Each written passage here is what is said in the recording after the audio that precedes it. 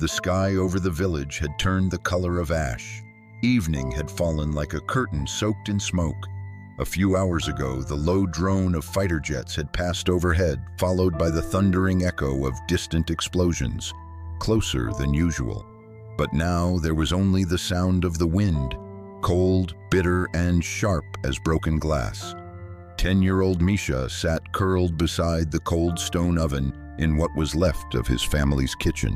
He hadn't lit a fire in 2 days. There wasn't enough dry wood, and he didn't want to use the last pages of his mother's notebooks. They still smelled like her, lavender, flour, and smoke. The windows had all been shattered in the last airstrike.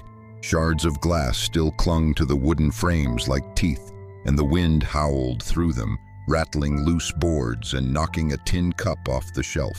Misha didn't flinch. The silence, the sounds, the absence of voices, they had become part of him. He hadn't spoken to anyone in over 20 days. The village had been abandoned weeks ago. The last family had packed their things and fled in the back of a flatbed truck, promising to send someone back for him. No one came. Misha stayed behind, not because he was brave, but because there was nowhere else to go. His father had been taken months ago, conscripted into the Russian army. His mother had died when a shell hit the garden. She was planting onions when it happened. The blast had torn her apart, but Misha had collected the pieces as best he could and wrapped them in an old rug. He buried her under the apple tree, just like she once told him to do if anything happened. He marked the spot with her favorite coffee mug, cracked but still whole enough to catch the rain. He no longer cried. He no longer dreamed. He simply existed like the wind and the crows. He survived by collecting melted snow in a tin can, boiling it over what little fire he could make. He roasted roots and ate dried peas sparingly. Rats came at night, and if he was fast enough, he caught them with a broom handle and ate them with salt. When he had salt. The silence of the house wrapped around him like a wet blanket. He no longer feared it, until the night someone knocked.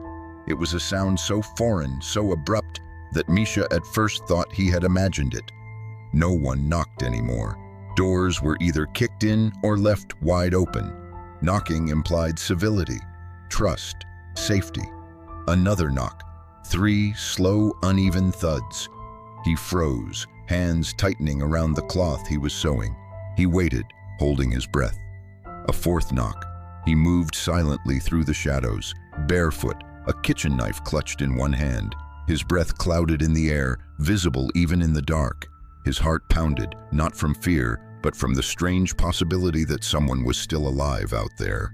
He reached the door, paused. The wind outside shrieked like a dying animal. One more knock, then silence. With one swift motion, he unbarred the door and pulled it open. A body collapsed into the doorway before he could react.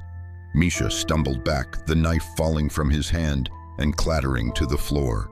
The figure on the threshold groaned, half-conscious, his breath fogging in the cold air. Blood, snow, mud. The man was wrapped in a military jacket. His face was pale, lips cracked, and there was a gash above his brow. Dried blood crusted to his temple. His leg, wrapped in gauze that had long soaked through with blood, was twisted at an unnatural angle. Misha's eyes scanned the uniform. Not Russian. The crest was yellow and blue, faded but still visible. Ukrainian. His throat tightened. Enemy. His first instinct was to run, or to drag the man back outside and lock the door, but something in the man's eyes stopped him. They were glazed with pain, unfocused, yet desperate. He reached out weakly, as if to say something, but no words came. Only a low groan and a sigh of surrender. Misha didn't move. He could leave him there. He could wait until the man bled out, but instead he did something else. He pulled the man's body fully inside, kicked the door shut, and barred it again with the broken broom handle. The stranger passed out almost immediately. Misha stood over him, chest heaving, unsure whether what he had done was brilliant or suicidal. He stared at the man's boots, caked in mud and ash, and at the small red emblem sewn onto his shoulder. It looked official. Who was this man? Why here? Why now? He moved carefully, grabbing a torn blanket and covering the man's shivering body. Then he retrieved the knife, not to hurt him, but to keep nearby, just in case. He dragged an old wash basin over, filled it with snow from the windowsill, and lit a small fire to melt it. From a tin box behind the stove, he pulled out the last of the antiseptic and gauze his mother had hidden there. She had been a nurse before everything changed. He dipped a cloth in the warm water and gently wiped the blood from the stranger's face. His hands trembled, but he kept going. The man didn't stir. Misha didn't speak. The silence had returned, but this time it had brought someone with it. The man slept for nearly 2 days. His fever came and went like waves crashing against a distant shoreline. Misha did what little he could, kept the fire going, changed the blood-soaked wrappings on his leg, and spooned water between cracked lips. When the man stirred in half-conscious delirium, he muttered in his sleep. Ukrainian words, names, commands. Once he cried out, his hand reaching for a weapon that wasn't there. Misha jumped back, heart in his throat. But the man settled again, restless, broken. Misha watched him from a distance, arms wrapped tightly around his knees. He'd moved the man to the back room, his mother's room once, the last space in the house that didn't leak when it rained. He'd stripped the soldier's jacket to clean the blood, folding it carefully and leaving it at the foot of the mattress. The name tag was smudged, the insignia dirty. The man's shirt clung to him with sweat and dirt, and his leg, twisted and bruised, was healing slowly, badly. Misha knew the man wouldn't walk for a long time. He should have left him outside. He reminded himself of that again and again, but each time he stared at the man's face, pale and peaceful in sleep, he couldn't bring himself to regret it. He looked not like a soldier, not like an enemy, but like someone's father, someone's son, someone who didn't belong to this war any more than Misha did. On the third morning, the man opened his eyes. Not fully, not with recognition, but enough to see. He blinked at the ceiling, then turned his head slowly toward Misha, who sat frozen at the edge of the room. The man tried to speak, but his voice cracked like dry wood. Misha reached for the canteen and lifted it to the man's mouth. The soldier drank greedily, coughing between gulps. Then he slumped back into the pillow. "Where am I?" he rasped. Misha said nothing. The man glanced at the window, saw the boarded slats, the flickering firelight, the torn blanket wrapped around his legs. He tried to sit up and immediately winced, clutching his side. Misha stepped forward and pressed gently on his shoulder, shaking his head. "Don't," he whispered. "You'll tear it again." The man stared at him, confused, then cautious. "You speak Russian?" he asked hoarsely. Misha hesitated, then nodded once. The man's eyes softened for a moment, as if some invisible weight lifted. "I thought I was dead," he murmured. "I thought no one would find me." "You were almost right," Misha replied. The silence returned. The man glanced around the room again, eyes lingering on the old wallpaper, the cracked mirror in the corner, the smell of dried herbs still hanging from the ceiling. "Your family?" he asked. Misha didn't answer. The man didn't push. Instead, he looked down at his own body, at the leg bound with rough bandages, at the stitches holding his thigh together. He touched the fabric, then looked up. "You did this?" Misha nodded again. The man let out a weak, humorless chuckle. "I didn't think people still cared." "I don't," Misha said flatly. The man raised an eyebrow. "I just didn't want a body in my house." A beat of silence. Then both of them broke into short, strained laughter. It felt unnatural, but it felt real. Later that day, Misha brought in a bowl of boiled potatoes and sat it near the bed. The man ate slowly, wincing with each movement. Misha sat by the window watching the trees bend in the wind. Outside, the forest was quiet again, too quiet. "Do you have a name?" the man asked between bites. Misha didn't look at him. "Do you?" The man hesitated. "Yes," he said finally, "but maybe it's better if you don't know it." "Good," Misha replied. "I don't care anyway." But later that night, when the man drifted back into sleep, Misha crept over and stared at the name tag sewn into the cleaned jacket at the foot of the bed. The letters were faded, but still legible. Zelensky. Misha's breath caught.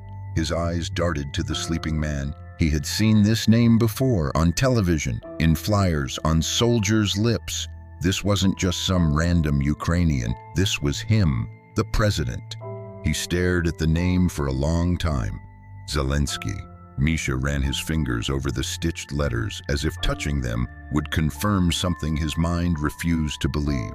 The jacket was still damp in some places, smoky from the fire, but that name, those 8 letters, burned hotter than any flame.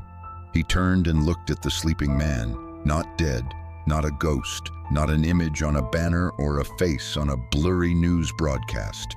Alive, here, in his mother's bed, the president of Ukraine. Misha stepped back slowly, as if distance would bring clarity. He pressed his back to the wall, heart racing. The man, Zelensky, slept soundly now, chest rising and falling in rhythm with the crackling fire. Misha's thoughts were loud, too loud. This man was the reason Papa left. The reason Mama died. The reason there were no more neighbors, no more teachers, no more school. He looked around the house, the sagging beams, the scattered belongings, the grave outside beneath the apple tree. And now this man lay here like some fragile animal saved by the very child whose life he helped destroy. Misha's hand curled into a fist. He could do it. One motion, one act of revenge. His mother's knife was still by the stove, within reach. He stood in the doorway of the back room, torn between instinct and memory. His chest ached with pressure he didn't understand. Hatred mixed with guilt, anger with loneliness. Then Zelensky stirred. He murmured something in his sleep, voice soft and cracked like old vinyl. Misha leaned closer. "Mira," the man whispered. "Mira, I'm sorry." Misha froze. He didn't know the name, but the tone, fragile, breaking, was something he did understand. Loss. He stepped back and returned to the fire. He sat for a long time, staring into the flames, the knife untouched. The next morning, when Zelensky opened his eyes again, Misha didn't meet his gaze. The man tried to sit up. "Careful," Misha said sharply. Zelensky grunted, lifting himself onto one elbow. "What day is it?"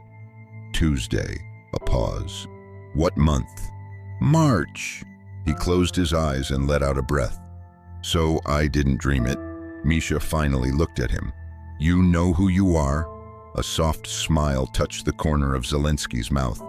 "Most days." Misha frowned. "You're Volodymyr Zelensky, president of Ukraine." The words dropped like stones between them. Zelensky didn't deny it. He only nodded. Misha stood slowly. "Why are you here?" "I was visiting a frontline position. Our convoy was ambushed. I don't know what happened after. I woke up crawling through trees." "You came here to destroy this place." Zelensky shook his head. "No, but you did, all of you." Zelensky didn't argue. Instead, he looked toward the window. "I didn't want this war, boy." "My name's Misha." He turned back. "Misha, I didn't want any of this, but we don't always get to choose the battles that find us." Misha clenched his jaw. "My mother didn't choose anything. She was planting onions." Zelensky said nothing. The silence grew heavy again, pressing in from the walls, from the snow outside, from the shared grief neither of them could erase. Finally, Misha whispered, "Why did you knock?" Zelensky looked surprised. "What? You were already bleeding. You could have crawled inside. Why knock?" The man's eyes softened. "Because I didn't know if anyone was alive inside, and if they were, they deserved the choice." Misha looked down. "You could have died. I still might." Misha stood for a long time, then turned toward the kitchen. He began cutting pieces of stale bread and boiling the last potato.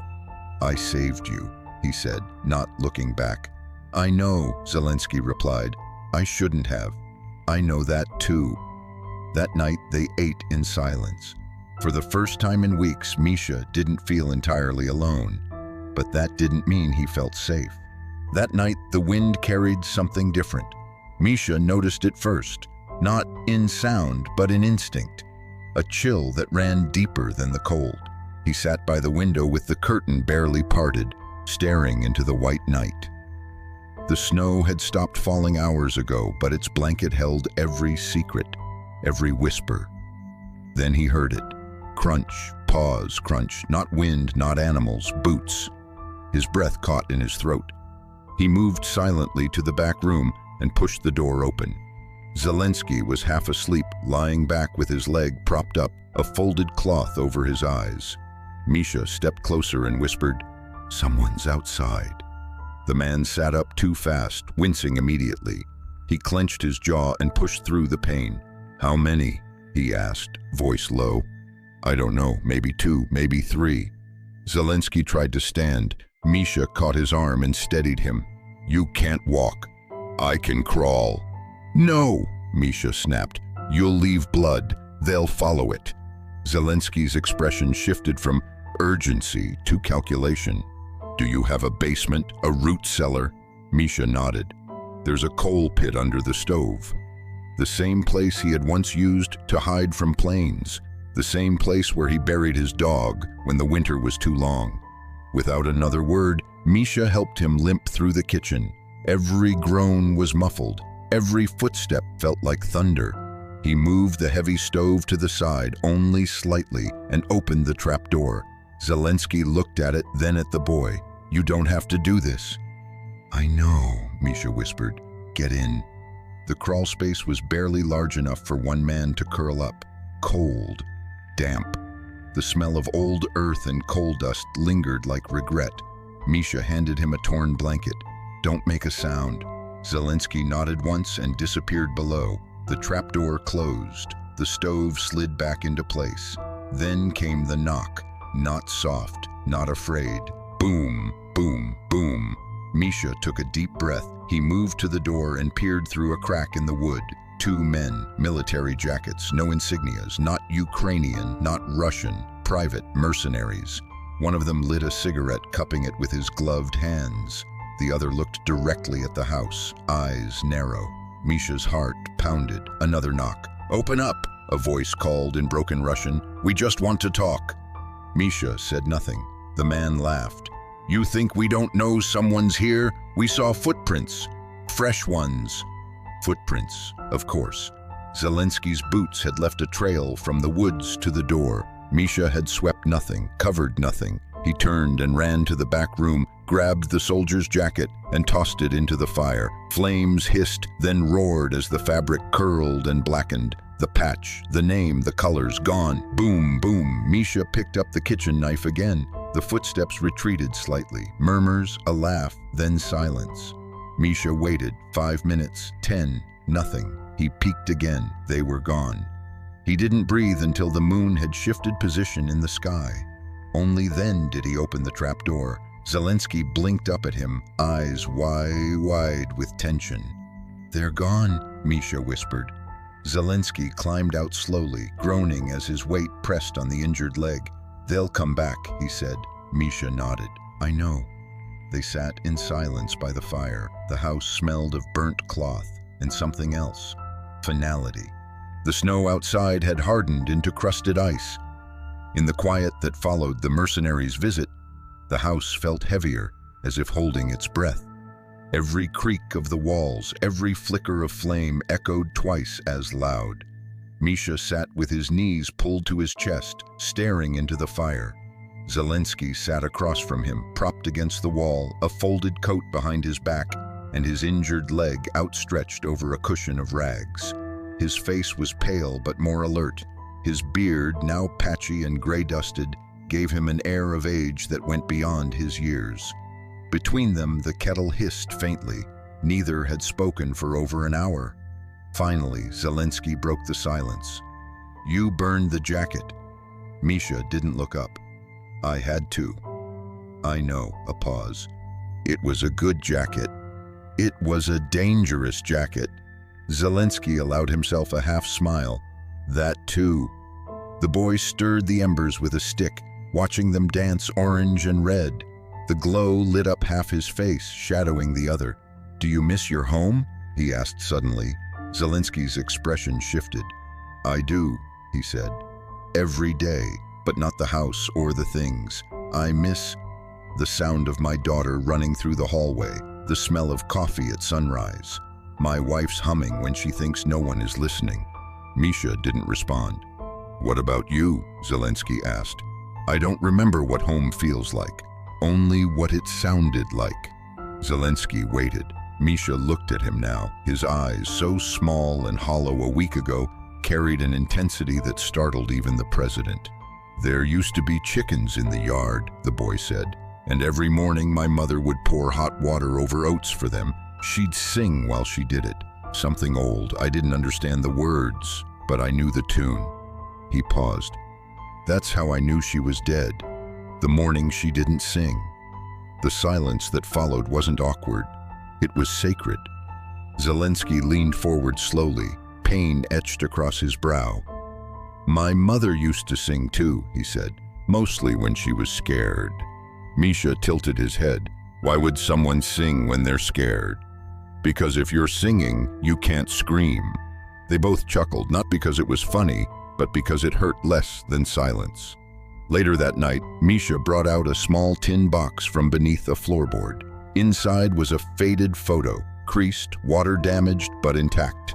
A man in a Russian uniform, a woman in a headscarf, and a little boy, no more than 3. "My family," Misha said. Zelensky took the photo carefully. "Your father?" "Drafted. Haven't seen him in months." "And your mother?" Misha didn't answer. He didn't have to. Zelensky handed the photo back. "You're braver than I ever was at your age." "That's not true." Zelensky raised an eyebrow. "You went on television. I saw you. When the war started, you didn't leave." Zelensky looked into the fire. "I was scared. I'm still scared." "Then why stay?" "Because sometimes staying is the only way to tell the world you're not finished yet." Misha nodded. They sat in silence again, but this time it felt different. War still raged beyond the trees. Men still hunted each other in the cold. But inside this house, in this brief moment, 2 souls sat not as enemies, but as survivors. And for the first time in a long time, Misha felt warm. 3 days passed. The snow had begun to melt. Not fast, not enough to turn the earth to mud, but just enough that the air tasted different, like wet bark and thawed roots. The sky remained a blank gray ceiling, but the wind had shifted. It now carried voices, distant ones, organized ones. Misha first heard them at dawn when he slipped outside to collect water from the barrel behind the barn. He froze, the half-filled kettle in his hand, eyes scanning the tree line. Movement. Not birds, not deer, figures. At least 4, maybe 5, dressed in camouflage, not mismatched like the mercenaries. These were uniformed, alert, coordinated. They moved like a line of ants, quiet but intentional, combing through the field near the orchard. He dropped to his stomach in the snow. Not again. He waited until they passed beyond the hill, then ran back inside, slamming the door shut. Zelensky was already awake, sitting upright, hands clenched on the edge of the table. "You saw them?" he asked. Misha nodded. 5, 6, maybe, not locals. Zelensky's eyes sharpened. "Did they see you?" "No." Zelensky closed his eyes for a moment, then opened them slowly. "They might be ours." "Ours?" "My soldiers. Or at least, someone looking for me." Misha stiffened. "You told someone you were coming here?" "No," Zelensky replied. "But if they've been tracking the convoy, they'll be sweeping nearby regions." Misha looked out the window, lips tight. "They'll take you away." Zelensky nodded. "If it's them. If not, they'll kill us both." The boy didn't flinch. Zelensky tried to stand, wincing with effort. "If they're mine, I need to show them something. A flare or..." "There's no flare." "A mirror? A sheet?" "No one uses sheets here anymore," Misha snapped. "Too easy to spot." They sat in silence. Then Misha stood abruptly, disappeared into the back room and returned with a dusty, dented flashlight. He handed it over. "Battery still works. If you press the top 3 times, it flashes." Zelensky blinked. "You thought of everything," he said. "I've had time," Misha replied. As the sun rose higher, the voices came closer. Misha helped Zelensky to the front of the house. He dragged a wooden chair to the window and propped him up behind the broken frame. The president adjusted the angle of the flashlight and waited for the right moment, when the figures reappeared near the edge of the field. He tapped the button. 3 quick flashes, then silence. The figures stopped. One of them raised binoculars. Zelensky flashed again. 2 long, 1 short. Military code. The figure raised a hand. The line halted. Misha held his breath. Then, finally, the soldier waved. A distinct signal. One Zelensky recognized immediately. Friendly. He slumped back into the chair, eyes closing with exhaustion. "They found me," he murmured. Misha didn't respond. He stared out the window at the approaching silhouettes. His chest felt tight. He should have been happy, relieved, but instead, it felt like the walls were caving in again. That night, they didn't speak much. Zelensky packed what little he had. Misha made a thin soup from dried carrots and herbs. They ate in silence. But this silence wasn't like before. It was full of unsaid things. As they lay in separate corners of the same room, Zelensky whispered into the dark, "You saved me." Misha didn't reply. Twice. Still nothing. Zelensky turned his head. "Why?" Misha finally spoke. "Because someone has to be better than this war." A long pause. Then Zelensky said something Misha would never forget. "Maybe that someone is you." The soldiers arrived at sunrise. No sirens, no shouting, just the quiet hum of engines and boots crunching over melting snow. Misha stood at the window watching them fan out across the field like cautious shadows. They moved with precision, rifles slung but not raised, eyes scanning every corner. At their center, a younger officer with silver cords on his shoulder looked up toward the house. He gave a single nod. Zelensky was ready, not physically. His leg was still wrapped in rags, and he leaned heavily on a walking stick Misha had carved for him from birchwood. But his eyes were sharp again. His face, though pale, held the weight of command once more. He wore no uniform, just Misha's father's old coat and a scarf to cover the bruises. Misha opened the door before they could knock. The officer saluted instantly. "Sir," he said, voice steady, "we've been looking for you for 9 days." Zelensky stepped forward slowly, wincing with every step. "You found me thanks to him." He gestured to Misha. The soldiers turned. Their expressions were unreadable, caught between discipline and disbelief. Zelensky continued, "He kept me alive, fed me, hid me, risked everything." The officer glanced at Misha. "We can arrange a safe escort. He can come with us." Zelensky turned to Misha. "You'll be safe. You can start over, in Kiev, maybe even abroad. You deserve better than this." Misha didn't answer right away. He looked at the house behind him, the sagging roof, the broken windows, the grave under the apple tree, the rusting kettle by the fire. This was not a home, but it was his. "My mother is buried here," he said softly. Zelensky nodded. "I understand." "And if my father comes back, he'll come here first." Zelensky looked away. The officer stepped forward. "We can leave a signal, a note, a flag, something to let him know."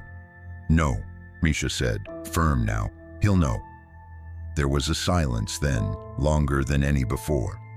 Zelensky reached into his coat pocket and pulled out a worn notebook.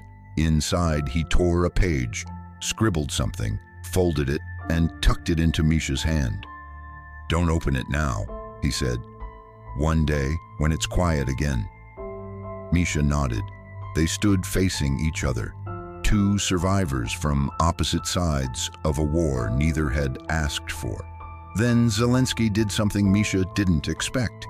He bent slightly, gritting through the pain, and hugged him. A simple, human embrace. When he pulled away, his voice was hoarse. "You're not just a boy," he said. "You're the kind of man I hope we become." Then he turned, leaning on his stick, and walked toward the waiting vehicles. The engines started, the door closed, and just like that, he was gone. Misha stood alone in the snow, wind tugging at his sleeves. He didn't cry, he didn't wave.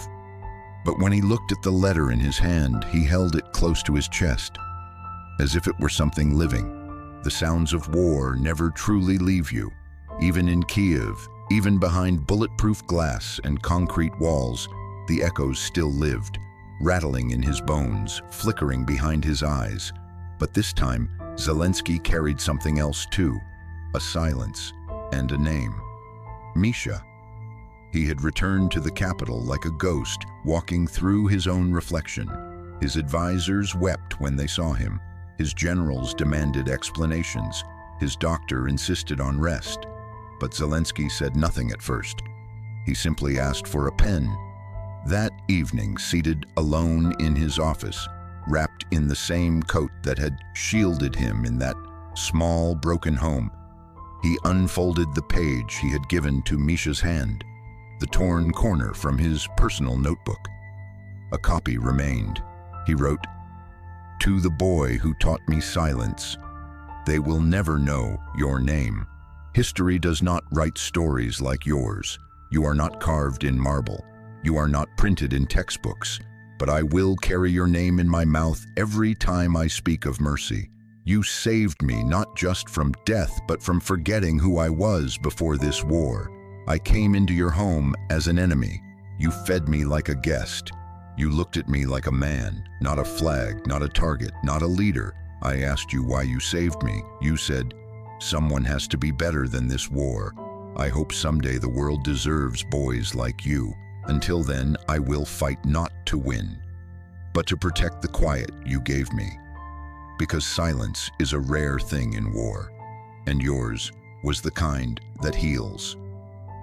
Days later, in a televised address to the nation, Zelensky stood before a podium. He did not speak of victories. He did not speak of death counts or battle lines. He spoke of a village no one remembered, of a home with broken windows, of a boy with no family and too much courage for his years. He ended with a sentence that the whole world would quote for years to come. "Some heroes never hold weapons. They just hold on." In the crowd, no one understood who he meant. But far away, in a quiet village near the edge of a war-torn field, a boy sat alone by a fire. He didn't have a television. He didn't need one. He still had the letter, and he still remembered the knock at the door.